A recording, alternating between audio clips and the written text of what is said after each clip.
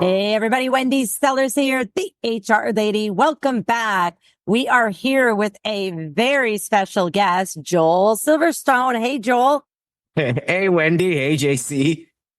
Thanks for coming. I am so excited to hear about This Feels Right. So we're here today talking about effective communication skills. And it's the number one problem, in my opinion, in the entire world, not just in the, in the workplace. And so talk to us a little bit before we get into that about yourself. How did you get to where you are now?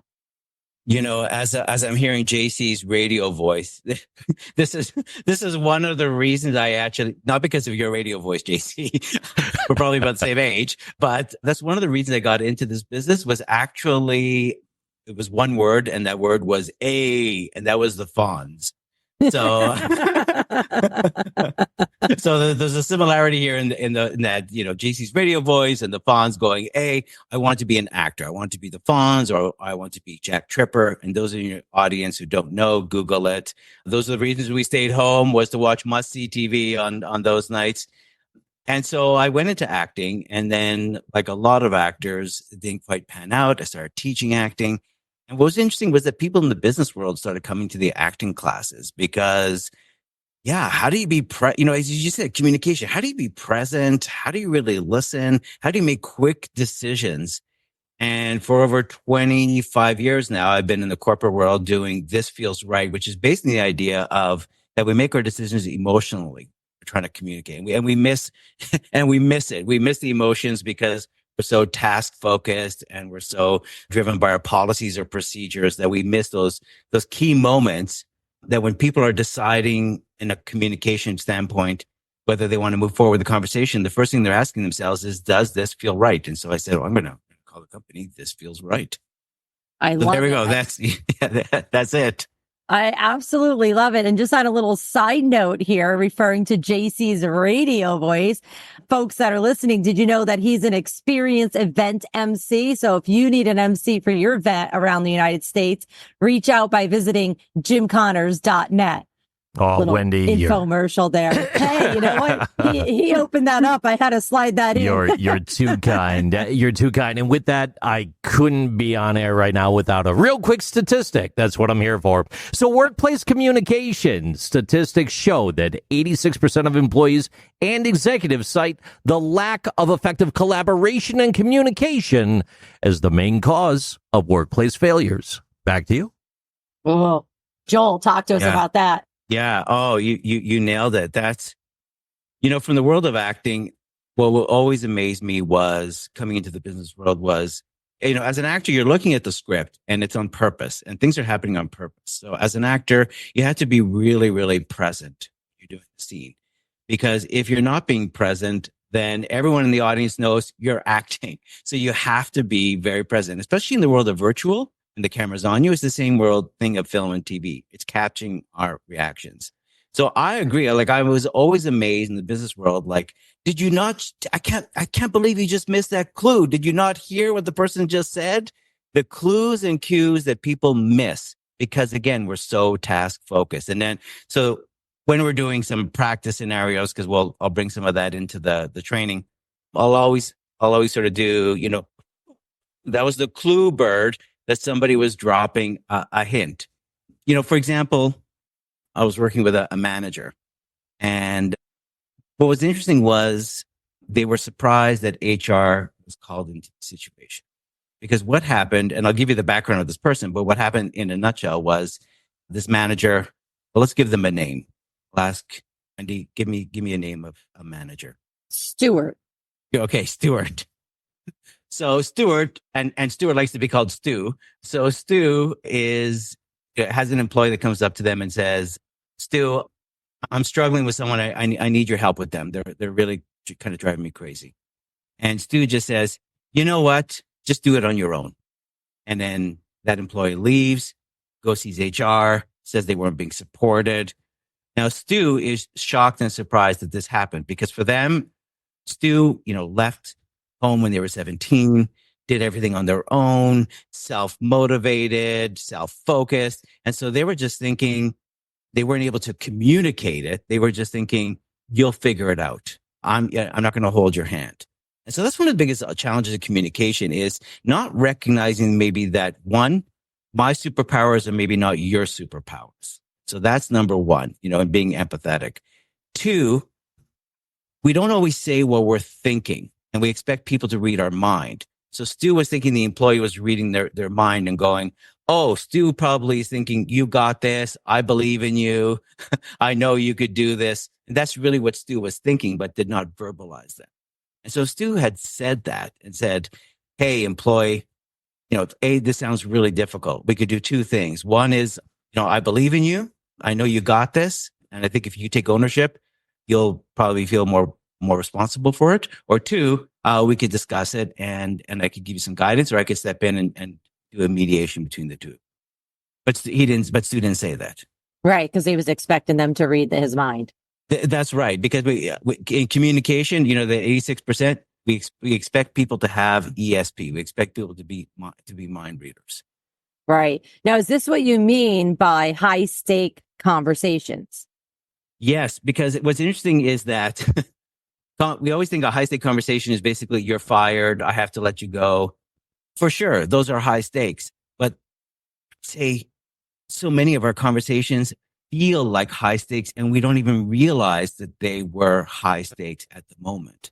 And so that was an example where a conversation became high stakes, something that was very normal on the surface, seemed like a regular conversation, quickly escalated, quickly became dramatic because we're, again, task focused and we expect people to read our mind. Yeah, at home too. Oh, 100%. 100%. Yeah. Yeah.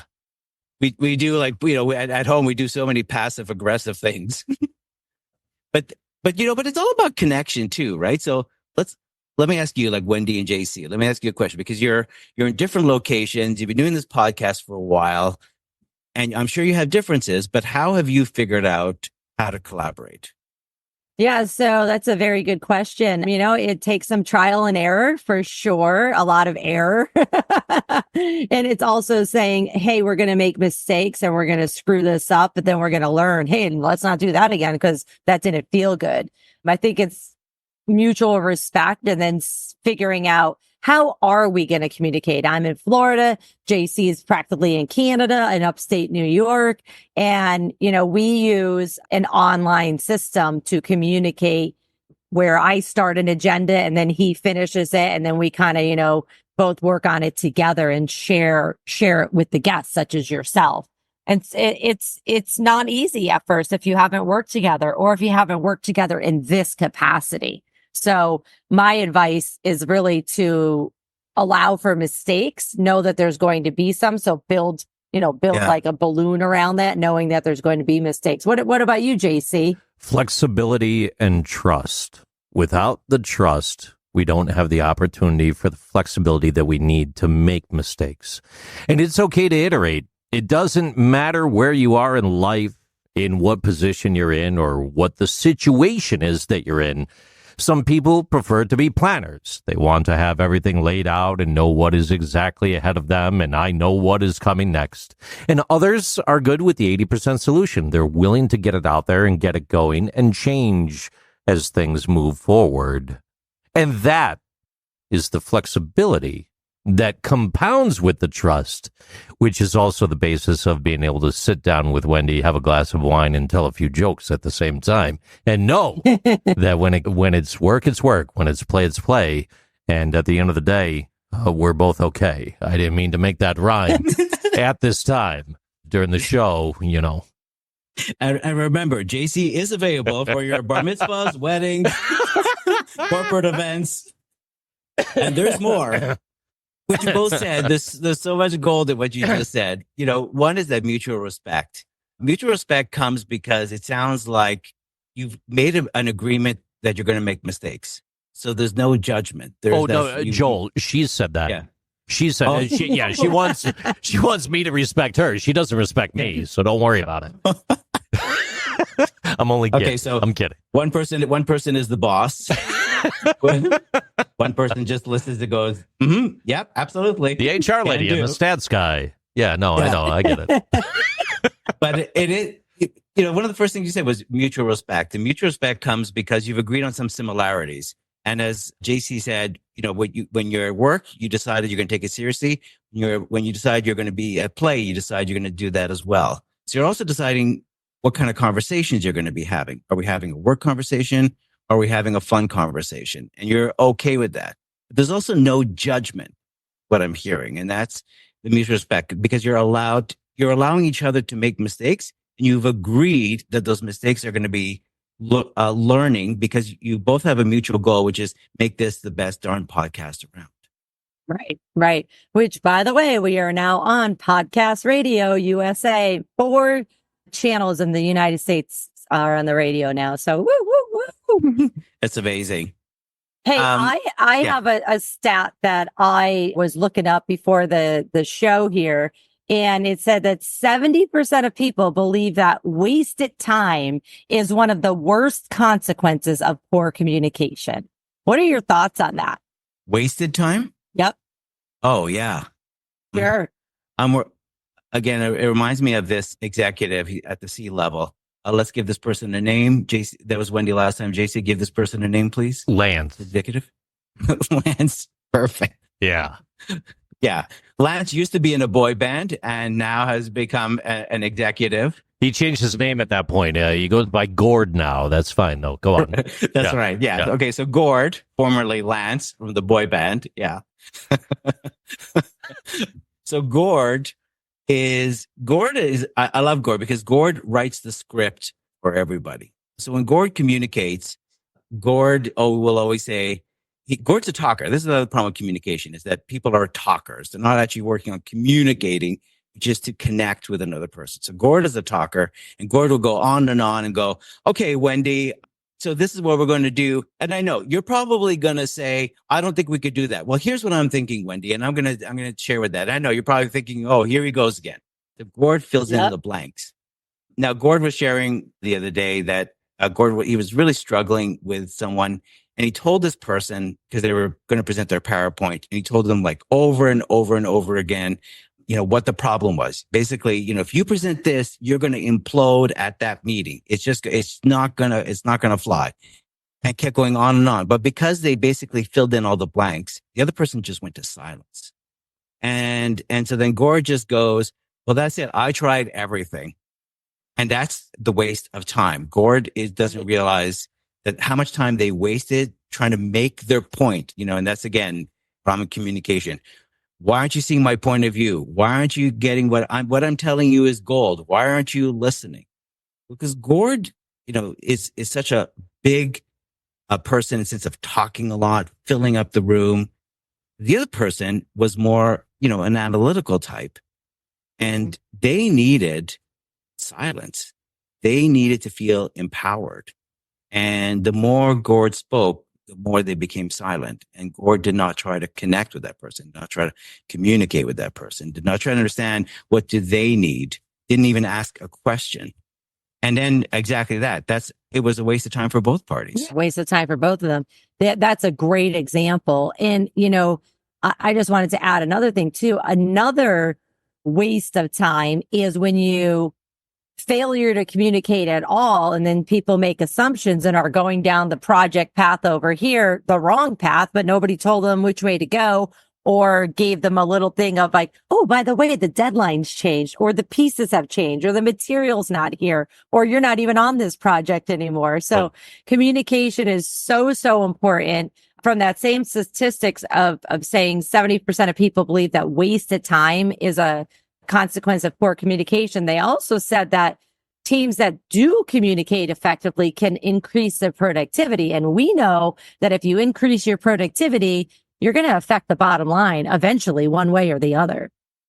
Huge.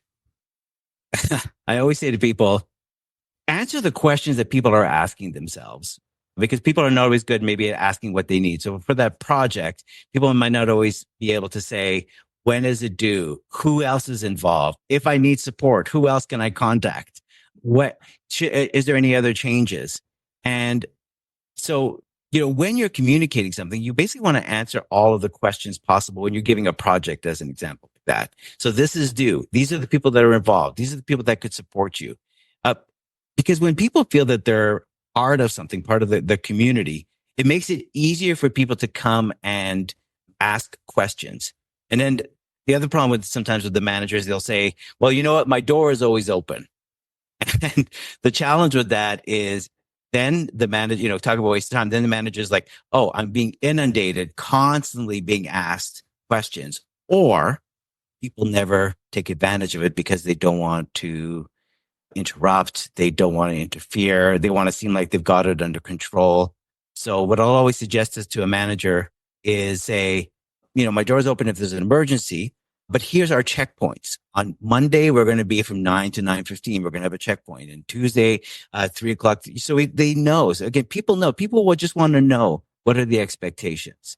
And when the expectations are clear, you can feel safe to ask questions. Because again, it's feeling safe. I think that's why miscommunication happens. Yeah. And also teach your managers to answer the questions, the popular questions over and over again in advance. So maybe every time you roll out a project or every meeting that you're talking about, to answer the questions before they're asked so that people know where to go back and find it. What's the time? Who's the main person in charge? How long do we have to get this done? Blah, blah, blah. Teach managers to answer them in advance.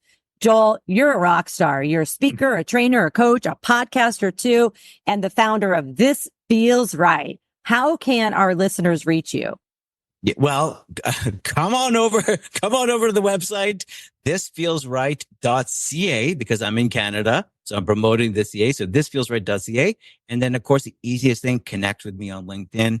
I think there's 2 Joel Silverstones. You'll know I'm the one that says This Feels Right. The other one, I think, is in your state, JC, is in New York. Yeah, that's not the good one. Go with this one. That's right. Yeah, that's right. Yeah. Well, thank you so much for this information and being here today. We hope this information has been helpful to our listeners. Thanks for joining us and take care.